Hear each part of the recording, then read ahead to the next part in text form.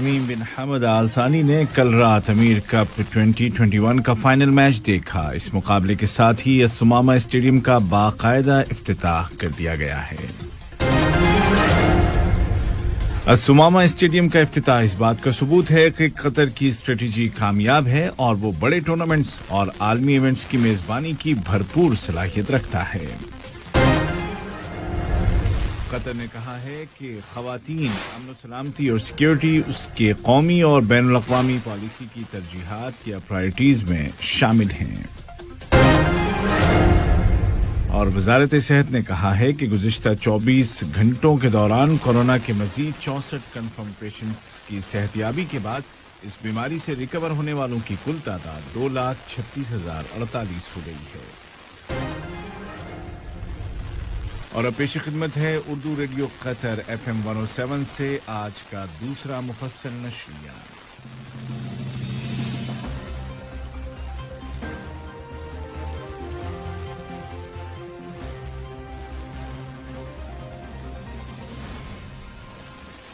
بسم اللہ الرحمن الرحیم۔ صاحب سمو امیر شیخ تمیم بن حمد آل ثانی نے امیر کپ 2021 کا فائنل میچ دیکھا۔ یہ مقابلہ کل اسد اور الریان کی ٹیموں کے درمیان الثمامہ اسٹیڈیم امیر نے فائنل جیتنے والی ٹیم اسد کو امیر کپ سے نوازا۔ میچ سے پہلے 2022 فیفا ورلڈ کپ فٹ بال کے لیے تعمیر کیے گئے اس چھٹے اسٹیڈیم الثمامہ کا باقاعدہ افتتاح عمل میں آیا۔ ایک سادہ سی افتتاحی تقریب میں قطر کے قدیم کلچر اور اس کی عربی اور اسلامی شناخت کا مظاہرہ کیا گیا۔ اس اسٹیڈیم کا افتتاح اس بات کا ثبوت ہے کہ قطر 2022 کے ورلڈ کپ فٹ بال کی میزبانی کے لیے پوری طرح تیار ہے۔ اس موقع پر فیفا کے صدر جناب جیانی انفینٹینو نے کہا کہ قطر 2022 کے تاریخی ایڈیشن کی میزبانی کے سفر کے دوران فٹ بال ورلڈ کو حیران کرتا جا رہا ہے۔ انہوں نے کہا کہ الثمامہ اسٹیڈیم ایک ایسا تعمیراتی تحفہ ہے جو نہ صرف قطر بلکہ اس علاقے کی ثقافت کی طرف اشارہ کرتا ہے۔ واضح ہے کہ الثمامہ اسٹیڈیم کو خلیج میں پہنے جانے والی ٹوپی کی شکل جیسا تعمیر کیا گیا ہے، جس کو مقامی لہجے میں گافیہ کہا جاتا ہے۔ قطر نے کہا ہے کہ خواتین کے امور، امن و سلامتی اور سیکیورٹی قومی اور عالمی سطح پر اس کی جامع پالیسی کی ترجیحات میں شامل ہیں، کیونکہ قطر اس بات پر یقین رکھتا ہے کہ خواتین کے مکمل حقوق کا تحفظ اور ایک بنیادی شراکت دار کی حیثیت سے خواتین کو ترقی دینا انتہائی اہم ہے۔ ان خیالات کا اظہار UNO میں قطر کی مستقل مندوب سفیر شیخہ علیہ احمد بن سیف آل ثانی نے انٹرنیشنل سیکیورٹی کونسل میں ایک اجلاس کے دوران تقریر کرتے ہوئے کیا۔ اجلاس کا موضوع تھا امن و سلامتی کی تعمیر اور تحفظ کے لیے خواتین میں سرمایہ کاری۔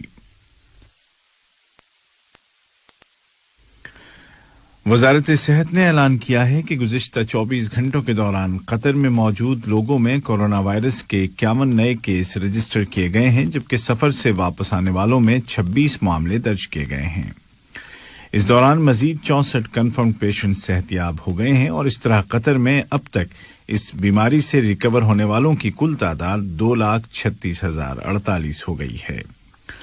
وزارت صحت نے مزید کہا کہ ویکسین لگانے کے قومی پروگرام کے تحت اب تک 48 لاکھ سے زیادہ ڈوز لگائے جا چکے ہیں۔ ایک طرف جہاں قطر میں کورونا کے مریضوں کی یومیہ تعداد میں واضح کمی آ گئی ہے اور ویکسینیشن کے قومی پروگرام کے تحت 80% سے زیادہ افراد کو ویکسین لگائی جا چکی ہے، دنیا کے کئی ملکوں میں اس وائرس سے اب بھی ہلاکتیں ہو رہی ہیں، اور عالمی ادارہ صحت نے کہا ہے کہ دنیا سے اس وائرس کے خاتمے میں ابھی مزید 1 سال لگ سکتا ہے۔ سعودی عرب کے ولی عہد نائب وزیر اعظم اور گرین سعودی انیشیٹو کی سپریم کمیٹی کے سربراہ شہزادہ محمد بن سلمان بن عبدالعزیز نے اس پہل کے متعلق پہلے سالانہ فورم کا افتتاح کیا۔ فورم کا افتتاح کرتے ہوئے سعودی ولی عہد نے توانائی کے شعبے میں مختلف انیشیٹوز کا تذکرہ کیا، جن کا مقصد کاربن ایمیشنز کو کم کرنا ہے۔ انہوں نے اعلان کیا کہ سعودی عرب چاہتا ہے کہ سرکولر کاربن اکانومی کی راہ پر چلتے ہوئے سن 2060 میں زیرو نیوٹرلٹی کا ہدف حاصل کر لیا جائے۔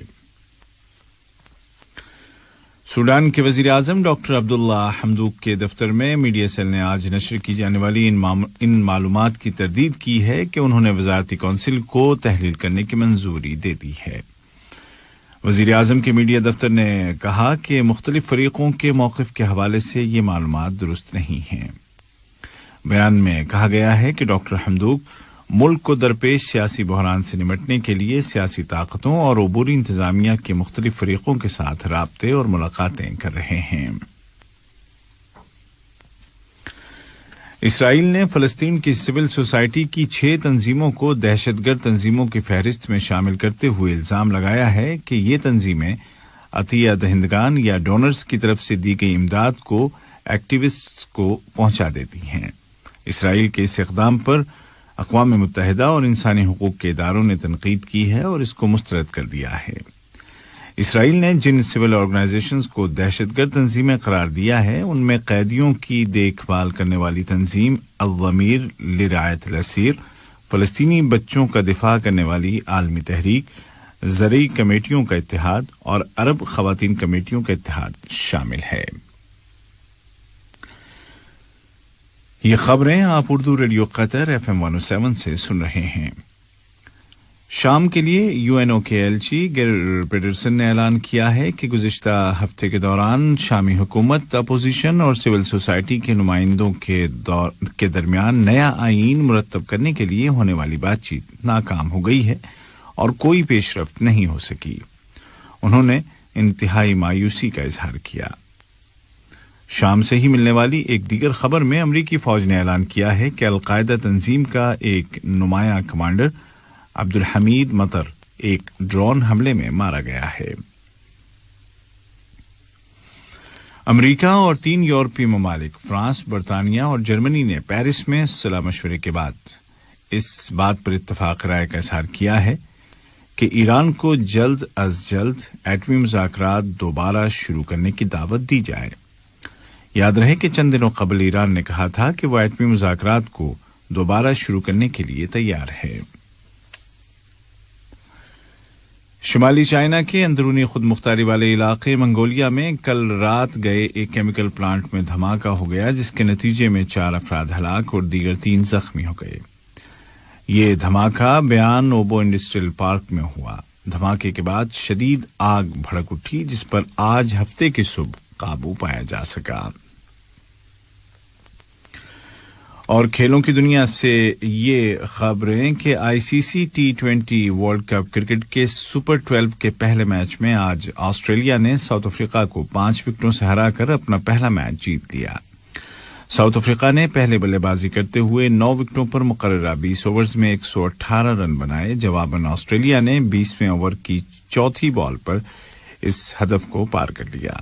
آسٹریلیا کے فاسٹ بالر جوش ہیزل وڈ کو میچ کا بہترین کھلاڑی قرار دیا گیا۔ آج ہی کھیلے گئے ایک دوسرے مقابلے میں انگلینڈ نے ویسٹ انڈیز کی ٹیم کو بری طرح سے شکست دی ہے۔ ویسٹ انڈیز کی پوری ٹیم پہلے بلے بازی کرتے ہوئے صرف 55 رنز بنا کر پیویلین لوٹ گئی۔ انگلینڈ کی جانب سے عادل رشید نے 2.2 اوورز میں 2 رن دے کر 4 کھلاڑیوں کو آؤٹ کیا۔ جواباً انگلش ٹیم نے اب سے ذرا دیر پہلے 56 رنوں کا آسان ہدف 9ویں اوور میں ہی پورا کر لیا اور 6 وکٹوں سے میچ اپنے نام کر لیا۔ ICC T20 world cup cricket میں کل شام پاکستان اور بھارت کی کرکٹ ٹیمیں آمنے سامنے ہوں گی۔ یہ مقابلہ دبئی میں کھیلا جائے گا۔ آج کا دوسرا نشریہ ختم ہونے سے قبل اس وقت کی اہم سرخیاں ایک مرتبہ پھر سن لیجیے۔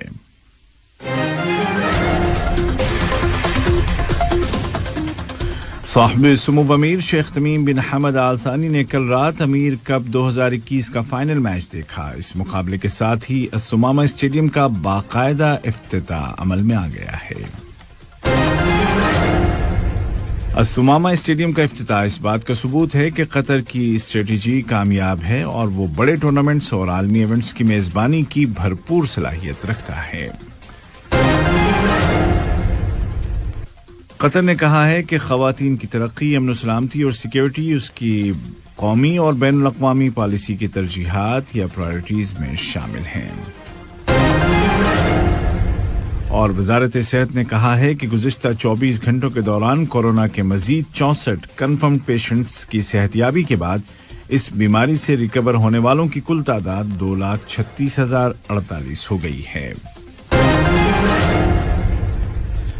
اردو ریڈیو قطر FM 107 سے آج دوسرا نشریہ اپنے اختتام کو پہنچا۔ عبید طاہر اور تکنیکی معاون جاسم الحداد کو اجازت دیجیے۔